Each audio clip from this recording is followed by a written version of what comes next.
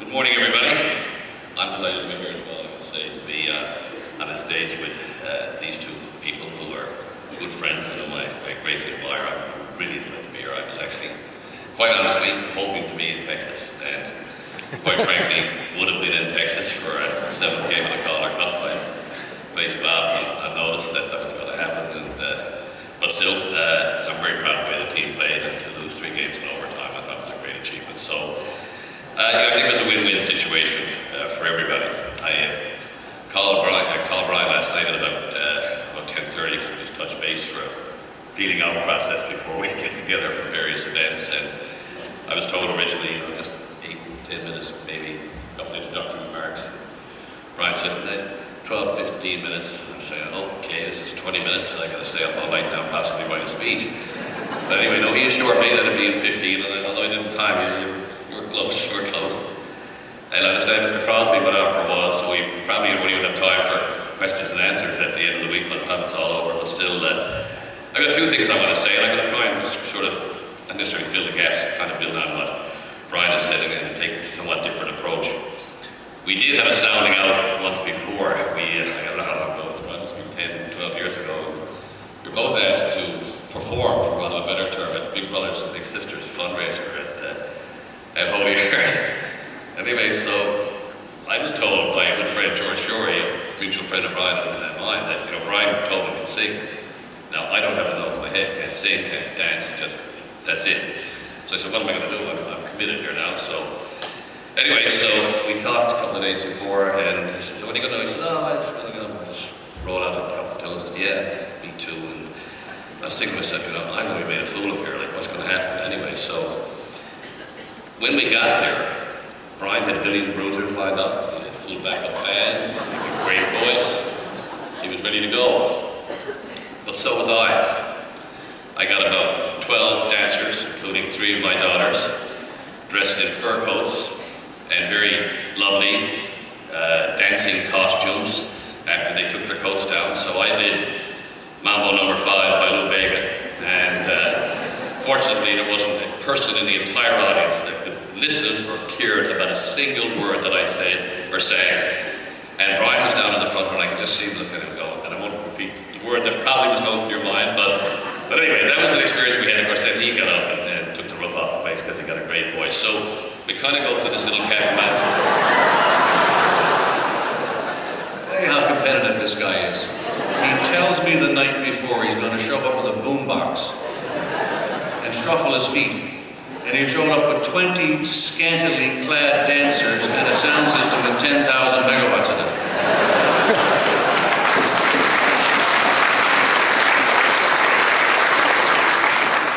Brian's entitled to his opinion as well. But anyway, one thing you're not going to see here today is a debate or difference of opinions. We are good friends. We rise above politics. We always have. I've been a believer, and I think Brian is the same, is that as long as we have good direction and good governance and good leadership in this province, from our perspective, it doesn't make any difference what party it is, quite frankly. And I don't want to put words in your mouth, Brian, but that's always been our feeling. And of course, Brian and I, as I mentioned before, had a job that nobody wants anymore, unfortunately. I was premier number, Brian was number 7, no, number 6. And I was number 9. I resigned. Number 10 resigned. Number 11 wants to resign, and number 12 in waiting has already resigned. So maybe what we should do is probably if you and I split it. You want to do that? Give him time to get to an election. You're a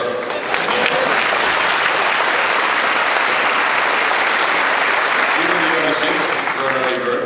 I'm a late kind of guy, so if you can take 6 to 3, I'll take 3 to 12. If the tea times cross over, we'll get beaten or Tom Marshall thing, unfortunately. No, don't activate his wife. Don't activate his wife. Whoever's in charge down there, leave that alone.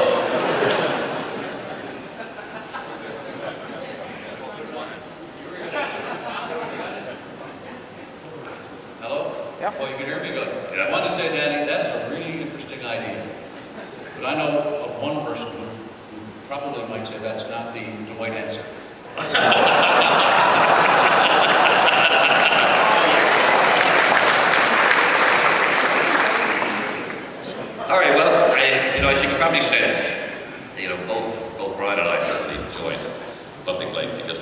this place, and we really love this place. I'm being quite sincere when I say that.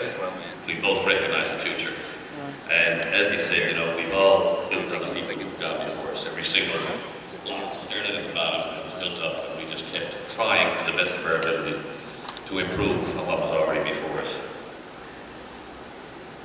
And I think, I just think of Brian's career, and I just want to point out a few of the highlights of Brian's career. I mean, on the federal side, with over 25 years of politics, the federal side, the things that really stand out to me is the foreign overfishing issue. And I remember in the New York Harbor taking that to the people of the United States and showing that in New York Harbor and basically taking this issue, which is very, very important to us in Newfoundland and Labrador, to a whole new level. He also had the guts to instruct that a shot be fired across the bow of a poacher, a foreign poacher, off our banks of Newfoundland. As business minister, he had the innovation agenda, brought that in, Brian, and also was a highly regarded candidate for Prime Minister of this great nation of ours. So those were his federal achievements. As Premier, he took on a really, really tough issue.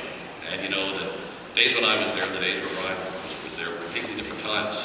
There was money around, there was different issues, certain hurdles had to be overcome. One of them was denominational education. Tough one. Nobody wants to play with religion at all. And Brian took it on, and it got resolved, and he moved on past it. And that was a huge accomplishment, quite frankly, because it's not something that anyone would like to take on. Also, you know, I took some pride in promoting tourism in the province, and branding the province and everything else, but it goes back to, as well, in Brian's day. There was the Cabot 500, there was Soiree 99, there was the biking celebrations. You know what's interesting too, in that I always got an invitation to those. Now, I was a Tory, and petty politics goes on sometimes when governments don't invite the leaders of the other side. That never happened to us. I was pleased to sit at those and witness those. And you also brought the Junos to Newfoundland and Labrador, just after, you know, which is a really big deal from a profile perspective. The Junos were coming out a little longer than I thought, but I'm going to get over it. But I can't move on. But the Junos, as well, it was just in Toronto, and, you know, we had it in Newfoundland and Labrador. And of course, you've touched on the oil issues, the transshipment, the generic working regime, Internal Development Agreement, First Oil. But for me personally, there were three things that this man did while he was in office. Three huge achievements. One was about cash and settlement. I was a lawyer for about cash and victims. And we were trying to get it resolved. We were trying to keep these young men from having to go to court and having to tell their story over and over again and go through the page so they could have some closure. And on the weekend before the trial date, I was due to go to court on Monday morning, we hammered out an agreement. And you came up with compensations for those boys. So thank you very much for that.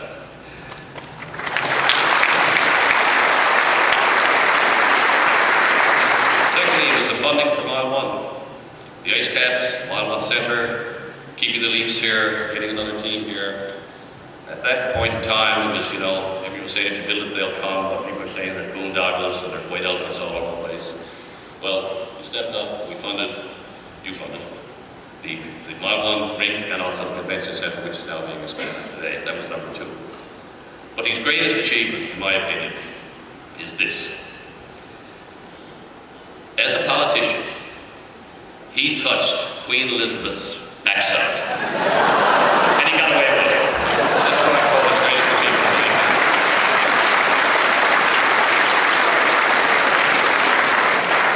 But he also proved he wasn't just a politician because he made a fortune at Consolidated Thompson.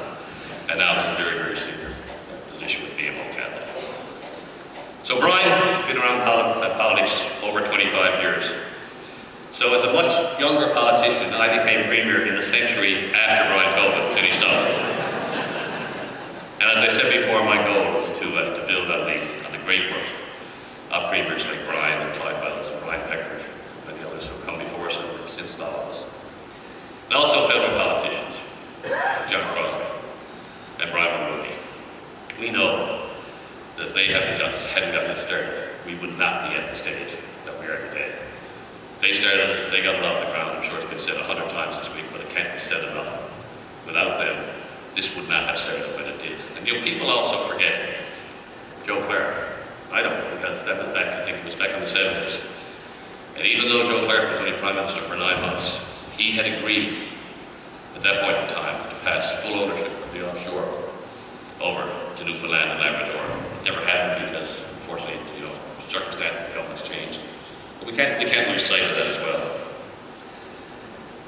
The Atlantic Accord itself has been discussed at length. Groundbreaking document that started it all. The principles were sound, they were thorough, they covered it all.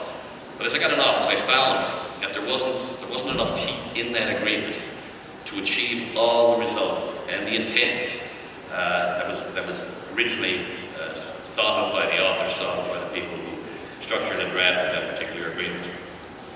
And then I realized pretty quickly, through the meetings with Paul Martin, that we were not getting recognized as principal beneficiary. The words principal beneficiary were in the Atlantic Accord. And when I did the calculation, the province of Newfoundland and Labrador was getting 14%, and the federal government was getting 86%. That doesn't sound like a principal beneficiary to me. Absolutely got the benefits of the high-priority agreement, but when it came down to the revenues, which our province so badly needed at that stage, we weren't getting enough. So, I think that the convincing argument that he used with Paul Martin was a pie chart. Basically, took a pie chart. Here's our little piece of the pie, and here's your piece of the pie. And that's really where that all started. The high-priority agreement, Brian has talked at length about it, I won't go on any further. It was, of course, the pioneer development. When I read the agreement first, I said, my gosh, perfect all the benefits and everything we did. Of course, we lived in space, we lived in time, we lived in a budget. But I saw that, the revenues that were coming from it were heavily weighted against the province. But absolutely, because we had to get it off the ground. It was difficult to get the partners. It had to be put together properly. There had to be a huge incentive for the developers. And so, they started at 1, went to 5, and then slowly increased, and as a result, of course, of what were ultimately exorbitant, if there's such a thing, exorbitant oil prices. We finally paid dividends, even more dividends to us than the concrete dividends that we saw in the beginning. When I announced Hebron 6 years ago, I quoted J. Paul Getty, who said that the formula for success is rise early, work hard, and strike oil. And there's so much truth in it. Work for the Clampers, work for the Beverly Hillbillies. But it's one thing to strike oil, it's one thing to discover oil, but then it's another thing to get it into production. And of course, the Atlantic Accord and the high-priority agreement did just that. And that's why we have such a great industry here today. And of course, Brian's efforts, the generic regime took us to a whole new level. And and the industry needed that nudge. It needed to be moved there. It was intended to protect industry, but it was also intended to increase the yield for the people of Newfoundland and Labrador.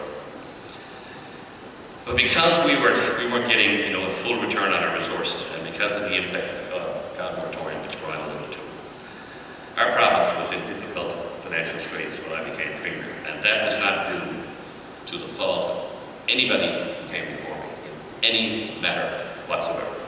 When you go into government, you takes it as you finds it and you deals with it to the best of your ability. That's the simplest way I can put it.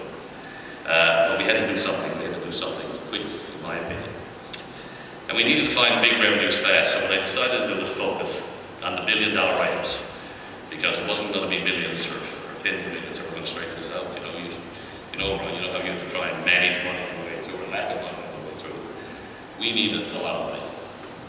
So in 3 plants, we had to go to one major source of revenue, which was the feds. The second major source of revenue was the developers. And the other one was the whole issue of hydro and hydro-effect, and where we were losing so much revenue from the unfortunate Upper Churchill deal, which again was done at a time in circumstances which can't be second-guessed, but anyway, it was time to try and remedy or find solutions to some of these problems. So we immediately took on the feds, and we negotiated a multi-billion-dollar amendment to the Atlantic Accord. And we proceeded on 3 principles. And one was to be masters of our own destiny. And that's the maître chez nous term that's used in Quebec, but really it was important, I felt, to our province that we were in control of the situation.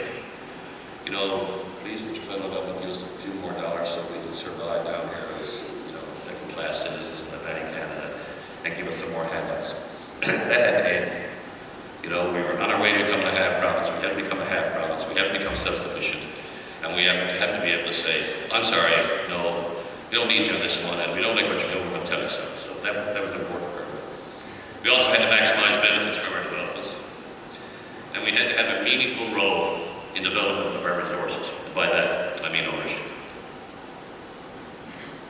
So I felt we needed an energy plan. And when I went to one year I was chair of the Premier's Conference, as Brian would have been on during his term as well. I saw the federal government didn't have a national energy plan. I saw the federal government didn't even have an inventory of its energy resources across this country. We actually had to put together an inventory. So I felt even as part of our original blueprint back in 2003 that we needed an energy plan for Newfoundland and Labrador. And it had to be an energy plan that spanned decades. Not one that was going to get me re-elected, because my own personal feeling at that time was like, if you don't want me here, I'll just go back to being happy and, you know, live a nice private life. I can understand what all these people are going through now, I gotta be honest with you. But, you know, at least I was fortunate that way, because, you know, in a different circumstance than other premiers, and, you know, had the benefit of that momentum behind me. And that plan was, as I said, was a 40-year blueprint to utilize our non-renewable resource revenues, which were now starting to flow, for a renewable future. And it was based, I think probably Americans probably referred to this, or Jim probably has, it was based on 4 pillars: a land management system, a progressive fiscal regime, local benefits, and equity ownership. So we dug in on Hebron, which resulted in a war with Prime Minister Harper. If anybody wants to know where it all started, I won't give you all the details now, because there's family television over the weekend, so it might be a mistake to do that. But suffice it to say, it was over Hebron, it was over Fallowfields, it was over trying to get the federal government to move, that we had our falling out in Gander and the subsequent ABC campaign. And as that was going on, and of course, you know, we were pressing for greater benefits, royalties, equity, even some secondary processing here in the province. And of course, it's having a difficult time with the developers, but you know, we were both standing our ground, which is, I get it, business is business, that's what we had to do. And the local industry was very nervous. There were a lot of people in the room here who had a lot of stake, had a lot of investment, who wanted for the work, they wanted the work to happen. And I understand that, but I felt that this was the hill we had to die on. This was a stand where we had to try and get a better deal for the province. And I noticed even, you know, in those days, NOIA was upset with me. I affectionately referred to them sometimes as a NOIA, but you know, it's all behind us now, let's be honest. But anyway, we got through it. And you know, the people of the province stood by us, the people in the room stood by me, and that was really, really important to help me carry on. And we got it. And the results were as follows. We had, you know, royalties that now, and on top of that, then we also, of course, we negotiated new agreements at Hibernia South and White Rose for the extension, basically, of those facilities. Results of those 3 exercises were royalties that are as high as 50%, and equity, ownership, that's as high as 10%. That agreement, Hebron agreement, and those extension agreements are worth $43 billion to our province. That's a lot of dough. That's a big deal. That's 5 times provincial debt. You know, that's what they're worth over a period of time. The other big thing that we got is that we've established the principle, and this goes to the drawing well point that you made, Mark. We've also established the principle of 10% ownership. So this province is entitled to 10% participation in new discoveries and new developments. You know, and the developers have gone through the exploration process. We move in, we pay our way, but we're at the table, you know, and what I like about that is there's no adversarial position between government and industry. We're all sat around the table together, as we are here, and we're trying to work out common solutions to common problems, and we understand, we, government of Newfoundland and Labrador, the people of Newfoundland and Labrador, understand your concerns. They understand why you need A, and then you understand why we need B. So I think the fact that we get a chance to be there at that table is very, very important. So now we've gone from what was an adversarial regulatory type of situation to a partnership, and that's the way it should be. Central to all of this is Nalcor and Ed Martin, Jim Keating, and all the people who work at that great company. Nalcor is our Stan Oil. It's our Hydro-Quebec, hard one for me to say, but it's our Hydro-Quebec. It's our crown jewel. It's our heritage fund. It's the cornerstone for the future of Newfoundland and Labrador. Overall, it's a one-stop energy shop. It's wealth creation through expertise. And what I mean by that is, we now have world-class expertise in a company that we as Newfoundlanders and Labradorians own. We own it. It's ours, folks. What are we out shitting on the public for? Why are we getting on with criticism all the time? Sure, criticism is fair, and criticism can be good if it's constructive, and it leads to better agreements. But this company is world-class, and I can tell you right now that $43 billion, it's through the work of Ed Martin and his team and the people at Natural Resources and Government and our own people who are around and work through this, that we got those agreements. And you need to have that kind of expertise. Our Department of Natural Resources has to deal with chickens and forests and iron ore can be a good thing, of course. Timber, the Department of Natural, they just can't. They've got expertise, but they can't. So we have to find the best that money can buy, who have our best interests at heart. And that's why now we're such an important organization. Their wealth creation through expertise, more benefits, significant R&D, which will position us for the Arctic Gateway, which has already been talked about, seismic data to increase exploration. I'm told and I've seen that the seismic data is equivalent to the Gulf of Mexico. That must blow people away. It blows me away. Now, to you in the room, it might be a big deal, I gotta tell you. It certainly blows me away. We've also tried to promote our Western Newfoundland opportunities. We tried some drilling up in the Parsons Pond area, so we're prepared to go out there, we're prepared to do things, we're prepared to provide more information. There's an industry waiting to happen in Western Newfoundland and Labrador, and there's going to be time, and it's going to be time when it explodes. So we've got to try and provide the information. We can do that through an organization like NOIA. And safety awareness. Just, highlighting safety. Safety is so important, folks, to people in the room, business people who are developers. And we thank you from the bottom of our hearts for everything you're doing to develop our industry here. But we had an ocean ranger, and we had a cougar tragedy. And we need to make sure that we're doing absolutely everything we can to ensure the safety of our workers.